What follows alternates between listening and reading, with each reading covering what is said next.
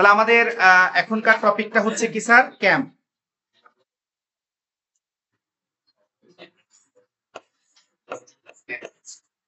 ক্যাম গতিপথ।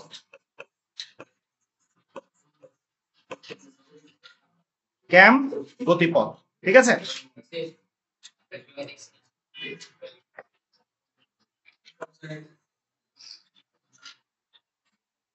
এত গতিপথ দিয়ে কাজ নাই।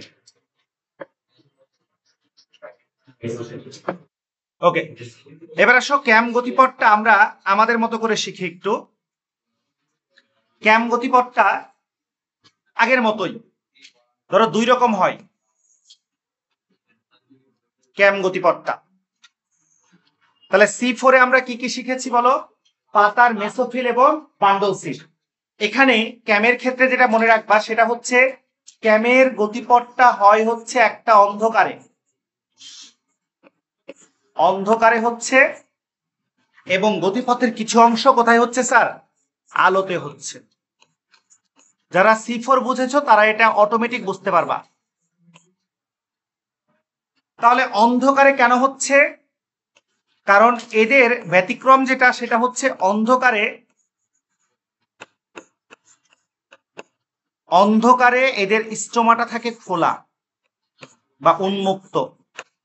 তাহলে বলো, আলোতে এদের স্টোমাটা কি থাকে?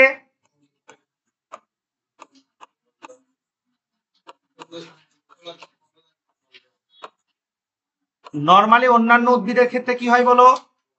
আলোতে খোলা, অন্ধকারে বন্ধ। এদের একটা ব্যতিক্রম, অন্ধকারে খোলা, আলোতে বন্ধ। ক্লিয়ার? এবার আসো, এটা তো আমরা মনে রাখতেই পারি, পা দিব পাথরকুচির পত্রন্ধ, দিনে বন্ধ রাতে খোলা। পা দিব মনে রাখবা। হাগুমতনে অনেক বলেছি, এখন আমরা পাদু নিয়ে বলতে পারি, পা দিব। তাহলে প্রথমত আসো, যে আমাদের মনে আছে কিনা আমরা শুরু করেছিলাম কোথা থেকে বলতো? পিপা।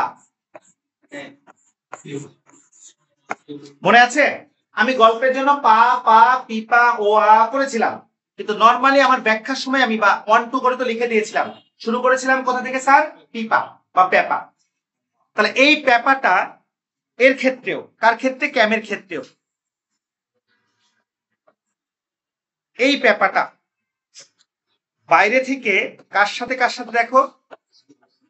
কার্বন ডাই অক্সাইড এবং পানির সাথে যুক্ত হয়ে, মানে কার্বন ডাই অক্সাইড একসাথে যুক্ত হলো।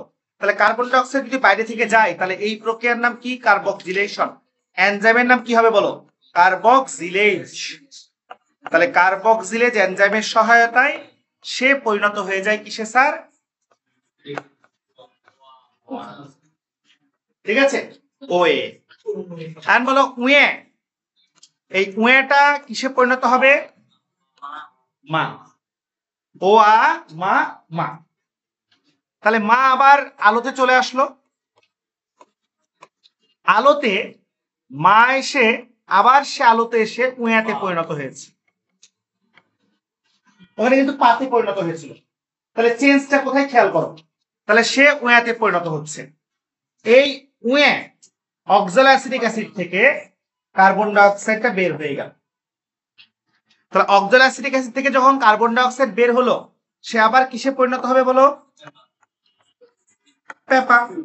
এই পেপাটা যে আবার কি করবে? চক্রাকারে বিক্রিয়াটা চালাবে। ক্লিয়ার কিনা? এটা একটা ঘটনা। আবার ঘটনাটা একটু উল্টাও হইতে পারে। কেমন স্যার?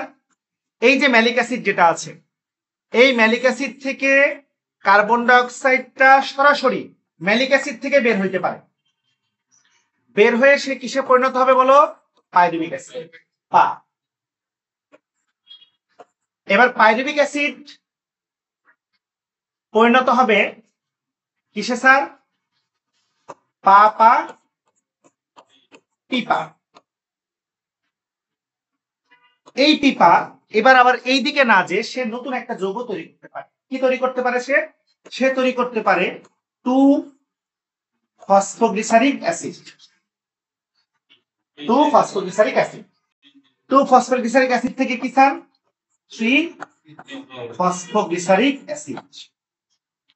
এবার বুঝো ভালো করে, এই যে তৈরি হলো।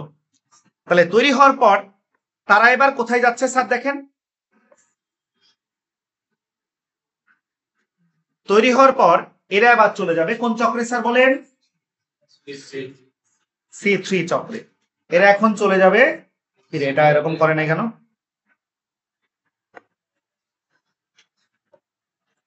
এরা এখন চলে যাবে C3 চক্রে। তাহলে বলো C3 চক্রে এই কার্বন ডাই অক্সাইড বা এই কার্বন ডাই অক্সাইড এটাকে গ্রহণ করবে কে? 1,5 RUBP। বুঝতে পারছো কিনা? আর এই যে 1,5 RUBP একটা কার্বন ডাই অক্সাইড গ্রহণ করে 6 কার্বন বিশিষ্ট কি অস্থায়ী কিটো অ্যাসিড, এটা আবার ভেঙে কিসে পরিণত হবে? 3PGA। তাহলে এই পিজিএটা কোথায় আসবে বুঝতে পেরেছো? তার মানে C3 চক্র আরো ডিপ ভাবে এখানে চলার সুযোগ পাবে। তাহলে আমার যে C4 টা আমি পাচ্ছি, C3 তো আমি আগে থেকে পড়েছি, এটা C4 এর অনুরূপ, তবে এখানে একটু খেলা বেশি আছে, এই হচ্ছে বিষয়। এটা C4 এর অনুরূপ। তাহলে আমরা তুলে ফেলো সবাই,